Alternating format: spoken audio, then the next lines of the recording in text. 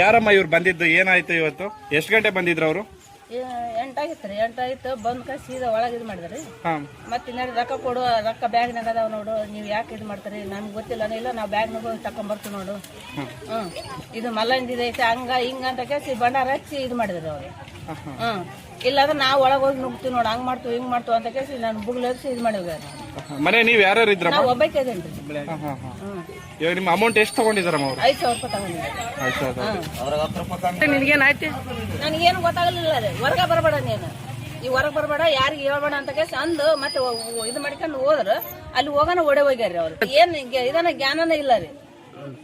ಒಂದು 10 ನಿಮಿಷ ಇಲ್ಲ ರೀ. ಬಂಡಾರ ಅಂತ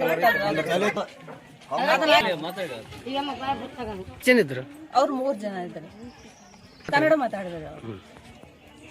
ನನ್ನ ಹೆಸರು ಅನ್ಮೋಲ್. ನಾವು ಈಗಿನ ವರ್ಷ ಆಗಿಲ್ಲ ರೀ. ಈ ರೀತಿ ಘಟನೆ ಯಾವತ್ತು ನಡೆದಿಲ್ಲ.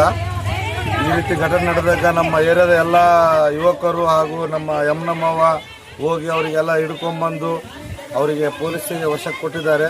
ಈ ರೀತಿ ಘಟನೆ ಆಗಲಾರ್ದಂಗೆ ಸ್ವಲ್ಪ ಪೊಲೀಸರು ಮುಂದೆ ಅವ್ರ ವಿರುದ್ಧ ಕ್ರಮ ವಹಿಸ್ಬೇಕಂದು ಅವ್ರ ಪೊಲೀಸರ ತಲೆ ವಿನಂತಿಸ್ತೇನೆ. ಅವ್ರು 3 ಅದಾರ. ಅವ್ರ 3 ಹಿಡ್ಕೊಂಡ್ಬಂದು ಅವ್ರು ಲೋಕಲ್ದವ್ರಲ್ಲ, ಅವರು ಈ ಊರವ್ರು ಅಂತಾರಲ್ಲ. ಇನ್ನ ಎಷ್ಟು ಮಂದಿ ಅದಾರ ಅಂತಂದು ಅವ್ರ ಜೊತೆನೆ ಬಾಯಿ ಬಿಡಿಸ್ಕೊಂಡು ಪೊಲೀಸರು ಅವರಿಗೆ ಸೂಕ್ತ ಕ್ರಮ ಅವ್ರ ಮೇಲೆ ವಹಿಸ್ಬೇಕಂದು ಹೇಳ್ತೀನಿ.